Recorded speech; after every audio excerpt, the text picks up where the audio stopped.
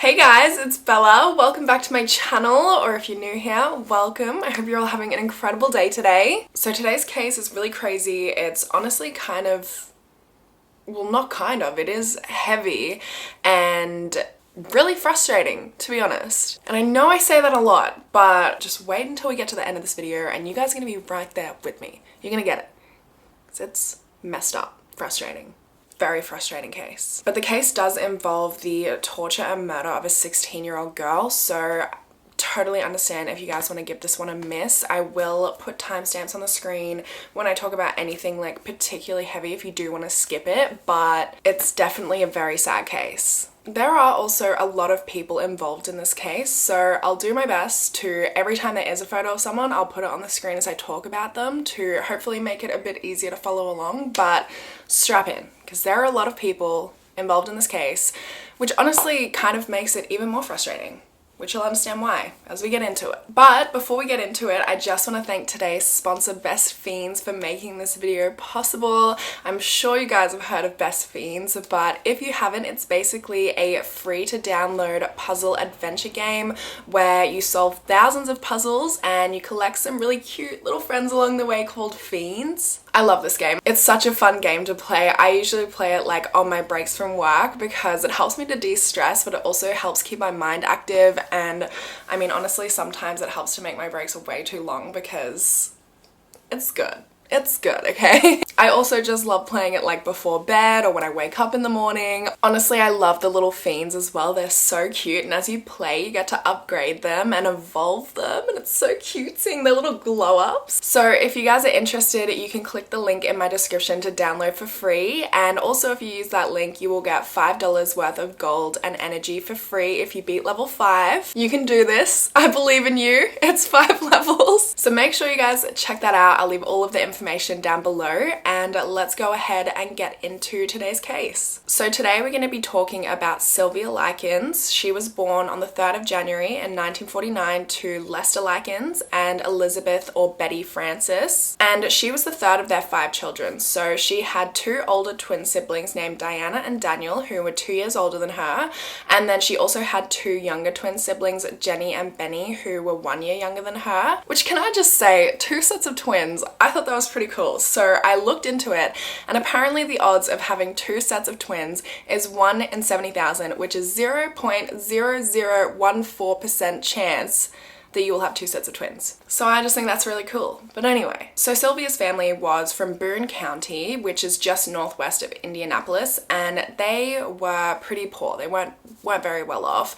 Her father, Lester, only had an 8th grade education, so he worked quite a few different jobs to try and make a living. He had a laundry route, he worked in factories, and even owned a small restaurant at one point, which didn't end up being very successful. And then by the time this case took place in 1965, Lester and Betty were traveling with a carnival, and they were selling food from a concession stand. So by this time in 1965, Sylvia was 16 years old, and she would do some little odd jobs to earn some money herself. So she would do like babysitting, she would run errands and iron for, you know, people in the neighborhood and that sort of thing. And she would give some of the money as well to her mum, which she just sounds like such a sweet kid. She and her younger sister Jenny would also go around collecting like glass bottles from people's trash, and they would turn those in for pennies, and then they would use those pennies to go roller skating because they loved roller skating. Jenny unfortunately had polio when she was younger, which caused one of her legs to be weaker than the other, and it also caused like a notable limp. So she had to wear a steel brace on one leg. Sylvia was very protective of her. So when they would go roller skating, Sylvia would put one skate on her good leg, and then she would hold Jenny's hand so that Jenny could skate around with the other kids. So she just seemed like such a beautiful girl, and she was described as lively and friendly and confident. Although she was a little less confident about her smile, she usually always smiled with her mouth closed because she actually had a missing front tooth which she lost while playing with her brothers, which actually same. When I was younger, my brother straight up headbutted my front 2 teeth out. Just whack, boom, they're gone. It was great. But anyway, Sylvia was known to friends and family as Cookie. Like I said, she loved roller skating, she loved the Beatles, and she was always there for her younger sister Jenny. She was very protective of her because Jenny was kind of shy and insecure. By the 3rd of July, their mother Betty was actually arrested and jailed for shoplifting, and their father Lester, he was still moving around with the carnival. So he just didn't want to take his 2 daughters because he just felt like the carnival and traveling just was not a good place for them. It wasn't good for their safety or for their education. Their older sister Diana had already married, she'd already moved out. Their brothers Daniel and Benny were living with their grandparents. So Lester really only had to find a place for Sylvia and Jenny to live for just a couple of months until he was back.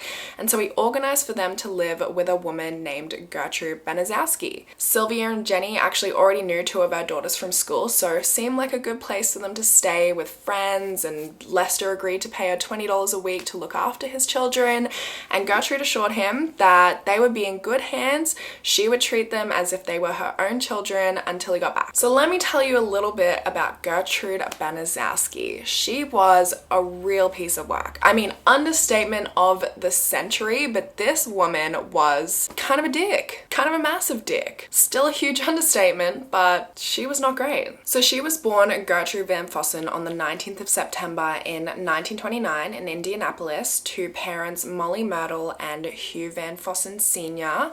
And she was the 3rd of their 6 children, and not a whole lot is actually known about her upbringing besides the fact that her family was working class. She had a bit of a strained relationship with her mum, but she was very close with her father. And on the 5th of October in 1939, when Gertrude was just 11, she actually saw her 50-year-old father die of a sudden heart attack. And then 5 years after that, she actually dropped out of school when she was 16 so she could go and marry this 18-year-old police deputy named John Baniszewski, and they had 4 children together, but they ended up divorcing after 10 years because unfortunately John was physically abusive, and so Gertrude was awarded custody of their children. And then 3 weeks after that, she actually went and got married again to this other guy named Edward Guthrie, and then they got divorced just 3 months later. And then shortly after that, she went and married John again, and they had 2 more children. And then 7 years later in 1963, they actually divorced again for a second time. And then a few months after that, Gertrude went and got with this guy. He was 22 years old. His name was Dennis Lee Wright, and while they were together, Gertrude got pregnant twice.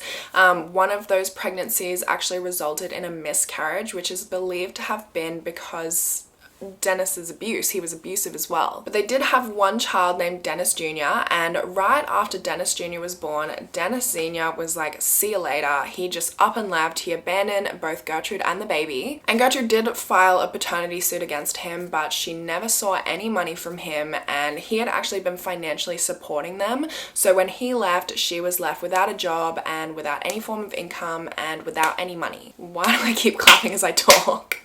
And she wasn't received any money. But anyway, that brings us up to 1965. By this point, Gertrude was 36 years old, and her 13th pregnancy had just resulted in her 6th miscarriage. So she was tired. She was looking pretty worse for wear. She was described as haggard and underweight. She was destitute. She was chronically asthmatic, a train smoker. She was clinically depressed due to the stress of 3 failed marriages, a failed relationship, a recent miscarriage, and the fact that her 17-year-old daughter Paula was pregnant to a married man. And she also had no jobs, so the only money she received was a very small amount of child support from John, and then she would also do like odd jobs for neighbors and acquaintances, like sewing or cleaning and stuff like that. She was living in poverty with her 7 children at 3850 East New York Street in Indianapolis, which, how would you guys pronounce that? How do you, like, we don't really have big numbers like that where I live. Like, the numbers here are like 82, 7.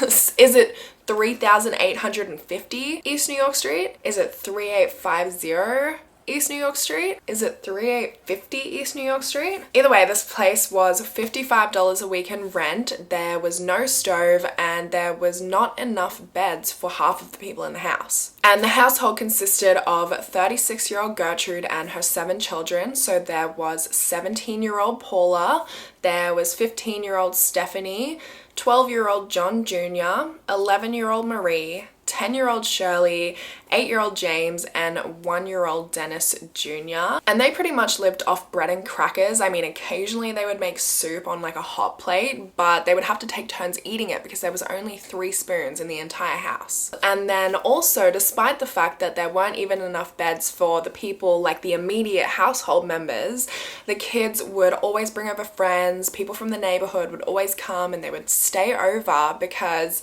the Baniszewski house was the kind of house in the neighborhood that kids would kind of come and go from as they pleased, because they could get away with things that they couldn't normally get away with at home. They could smoke, they could drink, they could have sex and talk about sex right in front of Gertrude because she did not care. I mean, maybe she did care, but she didn't say anything. She didn't punish any of them for it. So like I said, Sylvia and Jenny, they have to stay there for a couple of months, and while they're there, they have to share a room with 3 of Gertrude's children. So they're staying with 11-year-old Marie, 10-year-old Shirley, and 8-year-old Jimmy. And together, the 5 of them actually only have 1 mattress. So they would have to like take turns sleeping on the mattress. It wasn't like an ideal situation. But Lester had actually never been through the house. So he didn't know the conditions of the house. He didn't know there wasn't enough bedrooms for anyone. He didn't know that it was just not, he didn't know it was not a good situation. Which, I mean, to be fair, he probably should have vetted it a little bit first before going to send his children to stay there in like an unknown place. But like I said, he was paying Gertrude $20 a week to look after Sylvia and Jenny. So the first 2 weeks was amazing, sunshine and roses. Gertrude was treating the girls well. Sylvia and Jenny got along with Gertrude's daughters, so they would hang out a bunch, listen to Beatles albums, gossip about boys, and they were fitting right in with the family. They were going to Sunday school with them, and they were doing chores around the house. Sylvia was actually doing chores enough for both her and Jenny because, you know, Jenny had a bad leg. Sylvia was very protective of her. But first 2 weeks were... And then it all went downhill really quickly when the payment started arriving late or not arriving at all. And, you know, Gertrude, without this $20, couldn't afford to feed the 9 children. She couldn't afford to pay her monthly rent. And so when the payments were arriving late or not at all, she was pissed. So after the first 2 weeks that were prepaid, the week after that, the first payment that was meant to come in was actually late, and Gertrude was pissed. She dragged Jenny and Sylvia upstairs to her bedroom. She made them lie on her bed with their skirts and their underwear at their ankles, and then she spanked them on the bare bottom with a belt. And she was like screaming at them. She was saying, well, I just looked after you 2 bitches for the last 2 weeks for nothing. And then the payment literally came in the mail the next day, the very next day. And then shortly after that, Lester actually came to visit the 2 girls, and neither of them said anything about the beating because they were just scared that if they said anything, you know, Gertrude would beat them again. So they didn't say anything. Lester didn't actually go any further than the kitchen or the lounge room, so he still didn't really know what kind of conditions his daughters were living in. Thought everything was fine and dandy. He paid another $20 up front, so he paid for the next week up front. But by this point, it really didn't seem to matter whether or not she got the money. I feel like she just got a taste for beating these girls, decided she was deranged in the head and actually enjoyed that, got a kick out of it, and she didn't stop. She just kept going. So the next week what happens is Sylvia and Jenny go digging through some trash cans for some old used like soda bottles like they used to, and they turn them in for some money, and they use that money to go and buy some candy. And then when they brought that candy home, Gertrude actually accused them of stealing, and Sylvia explained the whole deal to her, explained how they got the candy, how they got the money for the candy, and Gertrude accused her of lying, made her pull her underwear and her skirt down, and she smacked her over the bare bottom with a wooden paddle 15 times. And then shortly after that, Satan's daughter Paula comes home from a church social that all of the kids were at, and she tells Gertrude that Sylvia had like stuffed her face and eaten a bunch of food at this social, and she was disgusted by how much she ate. So Gertrude tells Sylvia that she's pissed about how much she ate, that she's pissed that she would do anything to ruin her physical appearance, because Gertrude and Paula were both jealous of Sylvia's looks. They were jealous of her body, they thought she was really pretty, and they were jealous of, you know, her potential in life. So once again, they beat her with the paddle. So by mid-August, Jenny and Sylvia were back at school, and by this point, Gertrude had pretty much started to focus her abuse exclusively on Sylvia because, you know, she was jealous of Sylvia, and I think she felt a little bit bad for Jenny Jenny because of her leg, and Jenny was, you know, pretty shy and insecure. And Sylvia was physically beaten, she was verbally abused, she was abused with food as well. Gertrude would either starve her or she would force her to eat like off food and, you know, feces and stuff like that. Like there was this one occasion when Gertrude found Sylvia looking through the bin for food because, you know, she was literally starving her. And so Gertrude, her daughter Paula, and then this kid from the neighborhood, a kid named Randy Lepper, they all forced Sylvia to eat this hot dog that had like a ton of spices and condiments and stuff on it.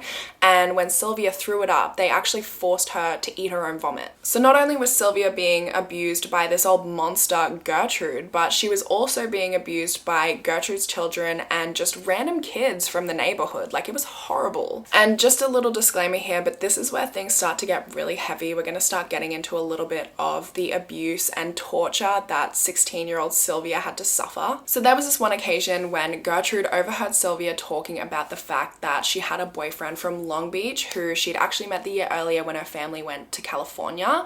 And so Gertrude asked her if she had ever let this boy touch her, and Sylvia admitted to her that she had let him, you know, cop a bit of a feel. He had touched her vagina, and Gertrude just went mental. She called Sylvia a prostitute. She told everyone who was in the house, her kids from the neighborhood, that Sylvia was pregnant because she had let a boy touch her vagina, and she told them all that if they let boys touch them, they would have a baby as well. She kicked Sylvia in the genitals, and then her 17-year-old daughter Paula got involved, who, mind you, was 3 months pregnant by this point with a married man's baby. But she got involved and she threw Sylvia off her chair and she told her, "You don't get to sit in chairs anymore." And then from that point onwards, Sylvia had to ask for permission whenever she wanted to sit in a chair. So the next day, I guess, you know, Sylvia was pissed off. Fair enough. And she apparently started a rumor at school that Paula and Stephanie were prostitutes. And Gertrude and Stephanie's 15-year-old boyfriend, Coy Hubbard, heard about this rumor. So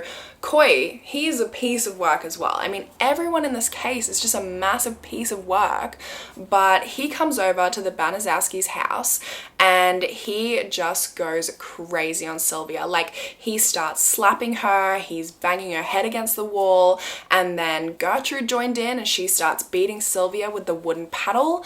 And then after this, Gertrude starts encouraging her kids and their friends and kids from the neighborhood to join in and basically use Sylvia as their own personal plaything. And they would use her for like these really violent practice judo sessions, and they really severely injured her. She had lacerations all over her body. Her genitals were severely injured.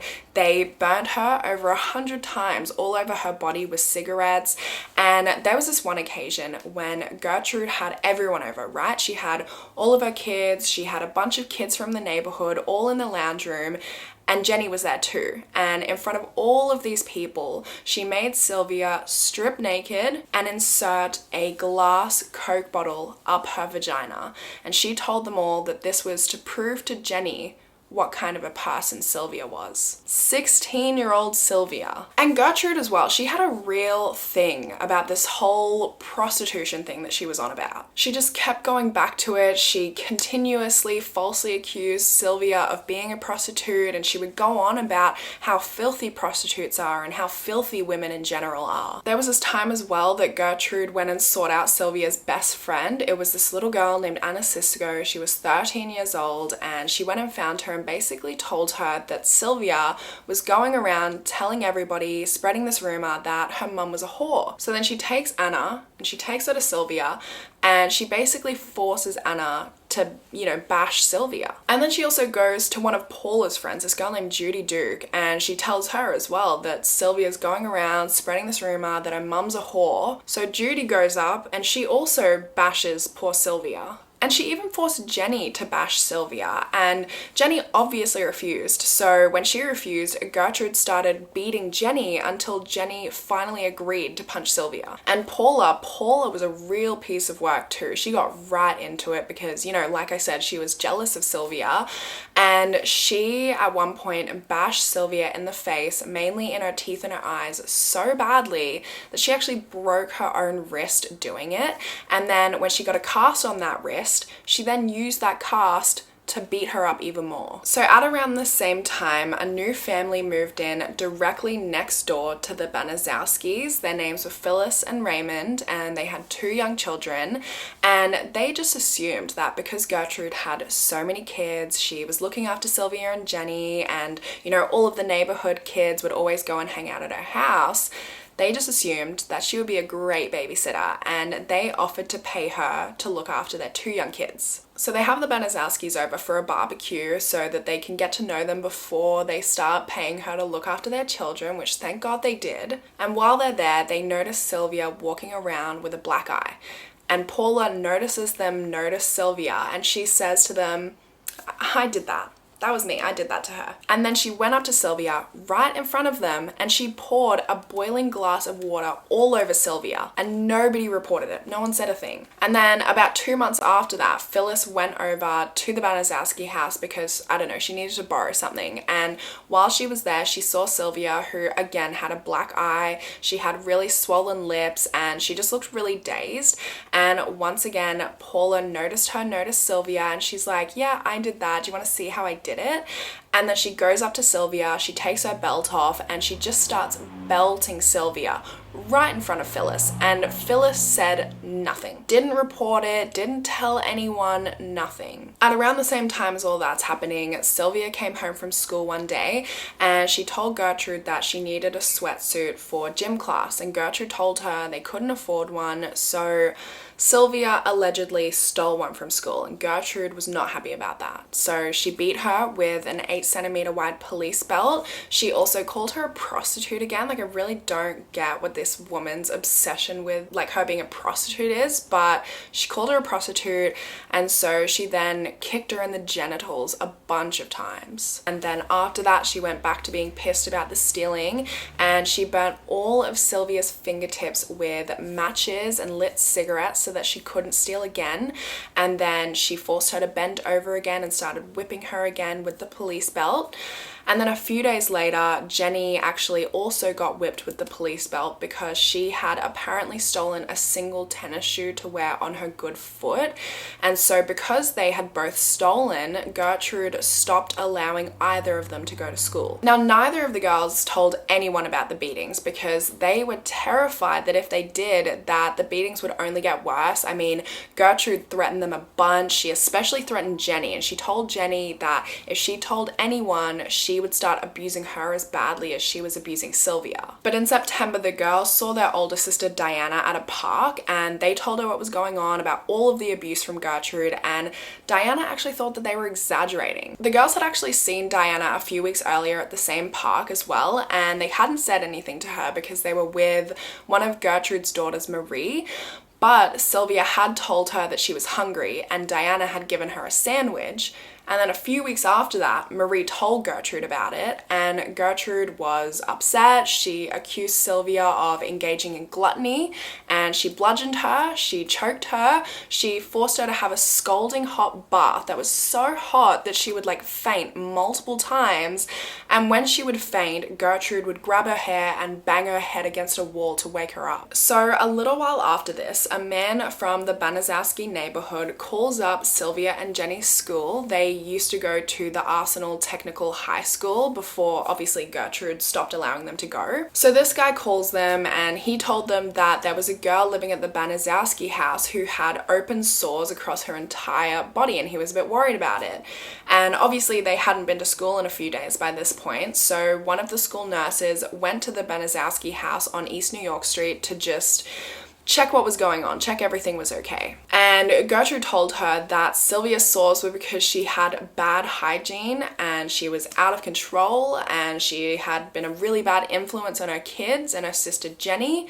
And she told the nurse that Sylvia had run away, and the nurse was just like, okay, sweet, that's that then. Glad everything's fine. And she didn't report it. And she didn't go and try and find this 16-year-old girl that had apparently run away with sores, open sores all over her body. Didn't investigate to try and find out what was going on, to see if Gertrude was telling the truth, to find this missing girl. And then also at around the same time, this 12-year-old girl named Judy Duke, who I mentioned a little bit earlier, she was Paula's friend.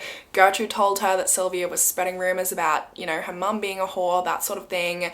She had gone home and told her mum that the Baniszewskis were beating and kicking Sylvia, and her mum just said, good, that's what happens to naughty girls. And then on the 1st of October, Jenny and Sylvia's older sister Diana finds out where they've been staying, and she goes to visit them at the Baniszewski household, and Gertrude refuses to let her in. She's like, nah, I got permission from their parents to not allow them to see you. And Diana is obviously like, what the fuck? And then Gertrude tells her that she's gonna call the police and have her arrested for trespassing if she doesn't leave. So Diana leaves and she goes and hides, you know, nearby the house, and eventually she sees Jenny come outside, and she quickly goes and gets her, and she asks Jenny what's going on, and Jenny told her, I can't tell you or I'm gonna get in trouble. So Diana calls social services because she's like, what the heck is going on here? And you know, someone from social services goes out to the Baniszewski house, and Gertrude tells them that Sylvia had run away, and then she forces Jenny to also tell them that Sylvia had run away. And so the social services person leaves, and they make a note in the report that they don't need to go out there anymore. No more calls need to be made to the Baniszewski house. So because of all of the abuse that Sylvia had been put through, she actually couldn't really control her bladder, and Gertrude had also stopped allowing her to use the bathroom. So she was forced to constantly soil and wet herself, and then because she was wetting herself so much, Gertrude went and tied her up in the basement, and she was normally kept in there naked. They didn't really feed her very much. They didn't really give her enough water. And when they did feed her, they'd do it in really messed up ways. Like they'd make her eat soup with her fingers or just like messed up stuff like that. Sometimes while Sylvia was in the basement, they would tie her hands to the railing so that her feet were just barely touching the floor. They would go down there and rub salt in her wounds. Like, these people were next level psychopaths. And there was no toilet down there, so Sylvia was constantly soiling herself, she was wetting herself, and Gertrude would go down there, she would make her eat it, she would make her lick it off the floor, and then because that was really gross, she would then have this like, you know, cleaning regimen for her. So she would fill up a tub with boiling hot water, and then she would tie Sylvia's arms and her legs up, and she would just like dunk her into this boiling hot water. And Gertrude also got this like 14-year-old neighborhood kid named Ricky Hobbs, and she basically made him like her personal assistant, right? He was like a little henchman, and he would pretty much do whatever she told him to do. And before this, right, he was an honor student, he was from a middle-class family, like a pretty well-behaved kid, and now he's just like helping someone torture a 16-year-old girl. So odd. Some people speculated that he was like maybe groomed like a lover, and that she had seduced him into doing all of these things that he was doing. And also during this time, Gertrude was actually charging the neighborhood kids 5 cents or a nickel to come and just stare at Sylvia, who was lying naked in the basement, to use her as a plaything, to beat her up, push her down the stairs, you know, do whatever they wanted to do, burn her with cigarettes, whatever. So then one day, Gertrude gets her kids, John Jr., her daughter Stephanie, and Stephanie's boyfriend Coy, to bring Sylvia up from the basement, and they tied her to her bed, and Gertrude told her that she could sleep upstairs on the condition that she didn't wet herself again. And then the next day, Gertrude comes into the bedroom and Sylvia had unfortunately wet herself. So as punishment, she makes her go to the kitchen, she makes her strip naked, and then Gertrude comes in, she ties her up, she gags her, and she tells her, you've branded my daughter, so now I'm gonna brand you. Referring to the rumor that she allegedly started about Paula and Stephanie being prostitutes, right? And then this literal psycho carves the words, I'm a prostitute, I'm proud of it, into Sylvia's stomach with a heated needle. Except she can't even finish it. She only does the I and the M, and then she hands it over to Ricky Hobbs, and he finishes the rest of it. He carves the words into her stomach with a heated needle. I mean, let's just imagine for a second how much of a literal psycho you need to be to brand someone with a heated needle and not feel bad. I'm convinced that everyone from this neighborhood was just little spawns of Satan. And then this little monster Ricky, after he's done carving these words into her stomach, he and 10-year-old Shirley Baniszewski try and brand the letter S under Sylvia's left breast, but they like mess it up, they do something wrong, they do like a curve the wrong way, it ends up looking like a 3 instead, because none of these people are very bright, obviously. And then after all of this branding, Gertrude starts taunting Sylvia and she starts saying, "What are you gonna do now, Sylvia? You can't get married with that on your stomach. What are you gonna do?" Stephanie's 15-year-old boyfriend, Coy Hubbard, was there too. So after it's all done, he took Sylvia down to the basement and he used her for some horrible, violent judo practice before going home. And then later that night, Jenny actually snuck into the basement to visit Sylvia, and Sylvia told her, "Jenny, I know you don't want me to, but I'm gonna die. I can tell." I mean, I just can't, like, this case, you know? She was 16. Jenny was 15, seeing her older sister who had been protecting her go through all of this stuff. I mean, you know, this case is just so heavy. It's just so horrible and tragic what Sylvia had to go through, and Jenny had to watch her older sister who had been protecting her whole life go through this, and to hear her say something like that, it's just horrible. So the next day, Gertrude goes into the basement and she basically forces Sylvia to write this letter, and Gertrude dictates it word for word, but Sylvia needs to write it because it needs to look like she had written it and then run away. And the letter said, "To Mr. and Mrs. Likens, I went with a gang of boys in the middle of the night, and they said that they would pay me if I would give them something. So I got in the car and they got what they wanted. And when they got finished, they beat me up and left sores on my face and all over my body. And they also put on my stomach, 'I am a prostitute, I'm proud of it.' I had done just about everything that I could to make Gertie mad and cause Gertie more money than she's got. I've tore up a new mattress and peed on it. I have also cost Gertie doctor bills that she really can't pay and made Gertie a nervous wreck and all her kids." So the next day, on the 25th of October, Sylvia actually overheard Gertrude and her kids talking about how they were going to take her to this nearby wooded area called Jimmy's Forest, and they were just going to leave her there to die. And so Sylvia, in a last-ditch effort, she tries to escape, but she doesn't even get to the front door before Gertrude caught her. She dragged her into the kitchen and she tried to force her to eat toast, but because Sylvia was so extremely dehydrated, she couldn't. She literally could not eat the toast. So Gertrude then got a curtain rod and she starts beating Sylvia in the face with it so many times and so hard that the curtain rod actually bent. And then Stephanie's boyfriend, Coy Hubbard, he got involved and he actually knocked Sylvia unconscious because he hit her so hard.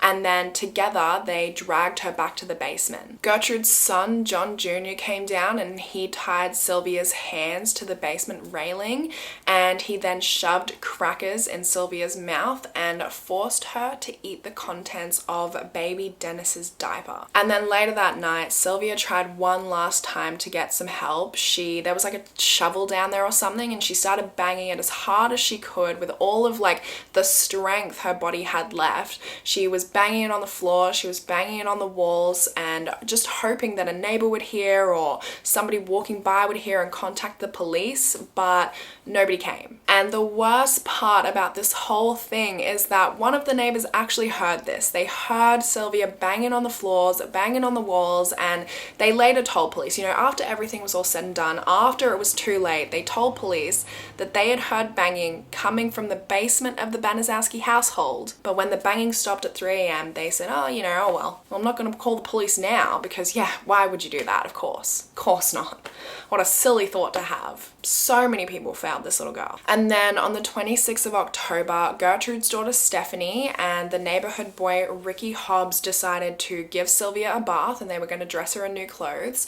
And while Sylvia was in the bath, she said to them, "I wish my daddy was here," and then she stopped breathing. And Sylvia unsuccessfully tried to give her CPR, and when Gertrude found out, she told everyone, you know, she's just faking her death. Eventually, when she realized that Sylvia was dead, she got Ricky to call the police, and when the police arrived, she gave them the letter that she'd forced Sylvia to write, and she told them that Sylvia had just, simply run away. But then when officers had a look around, they found Sylvia's lifeless, emaciated body lying on the mattress. Let me read you a little bit of what Dr. Charles Ellis found when he did the autopsy of Sylvia's body. So there were over 100 cigarette burns on her body, in addition to various second and third degree burns. There was severe bruising and muscle and nerve damage, and all of the wounds on her body, they were all in, various stages of healing, because she had been enduring this for months now.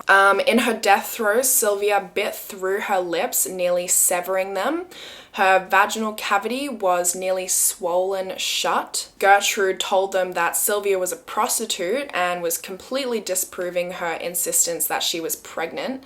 And the official cause of death was brain swelling, internal hemorrhaging of the brain, and shock. So basically, she died from just being tortured too much. And the police asked Jenny to tell them, what had happened, what had gotten Sylvia to this point, and Jenny told them, "I will tell you if you get me out of here." The trial against Gertrude, John, and Paula Baniszewski, Ricky Hobbs, and Coy Hubbard began in May of 1966, and the prosecution sought the death penalty even against John and Ricky, who were just 13 and 14 years old at the time. Paula was actually rushed out of the trial to have a baby, which she named Gertrude after her mother. So, you're just setting that baby up for failure.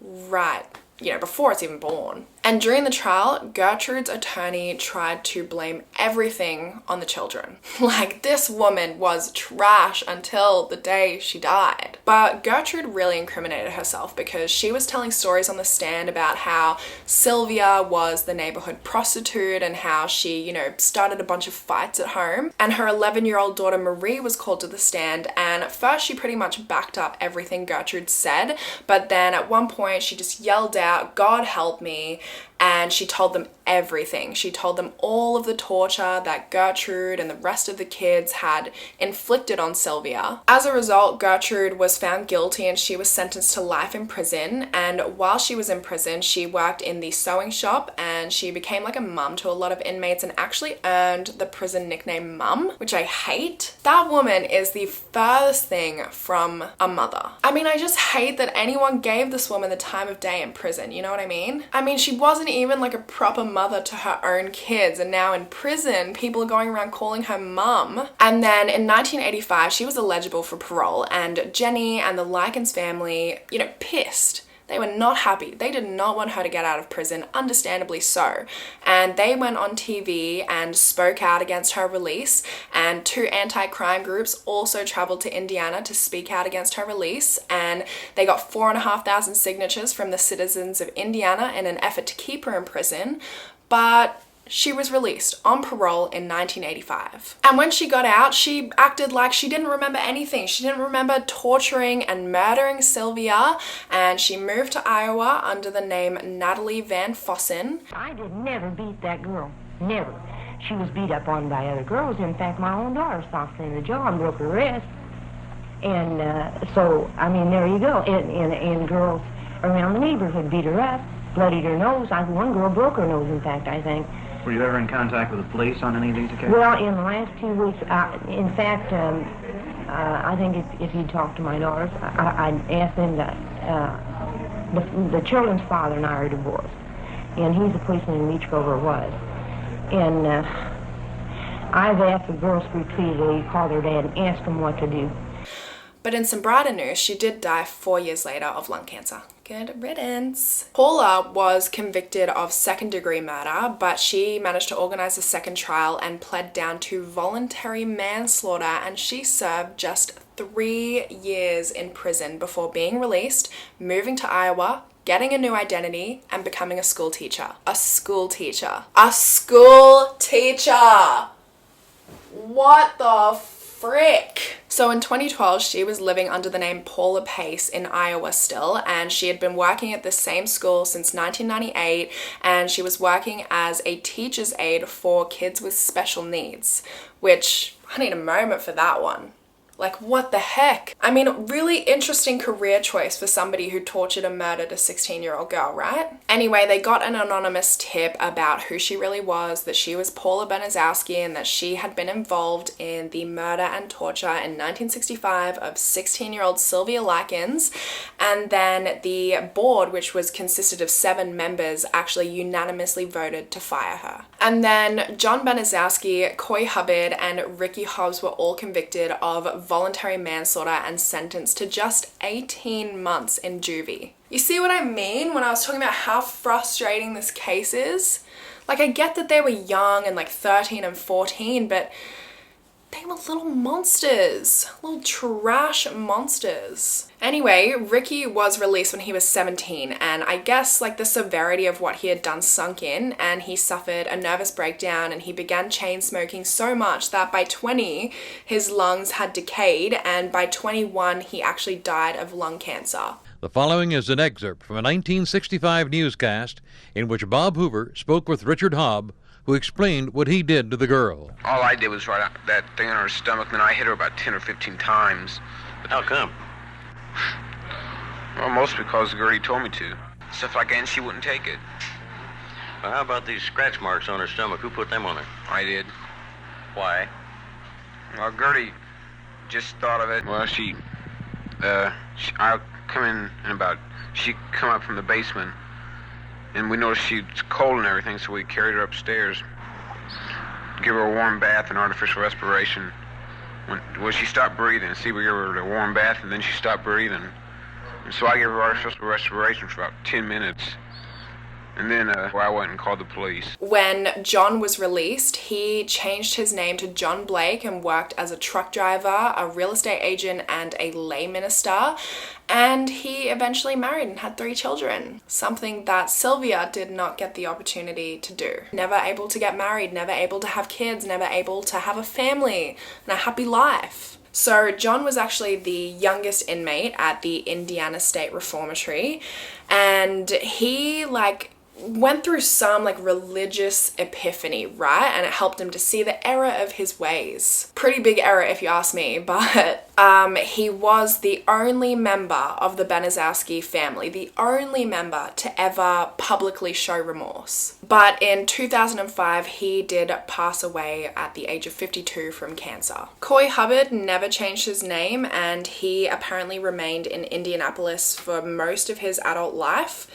He was actually tried for another murder in 1982 but was acquitted, and he also reportedly lost his job in 2007 when the movie An American Crime about Sylvia's case was released, and he also died in June of that year in Shelbyville. Stephanie, Marie, and Shirley Baniszewski all admitted to having some role in the torture, but none of them were convicted. Sylvia's parents, Betty and Lester, divorced in 1967, and Betty ended up remarrying, and she died on the 29th of May in 1998 at the age of 71. And Lester died in February 2013 at the age of 86. Jenny Likens also died in 2004 at the age of 56 at Beech Grove. But that is all from me today. That's everything for this case. Honestly, this is probably one of the most horrible cases I've ever covered. I just cannot imagine what that poor girl had to go through in the last moments of her life. And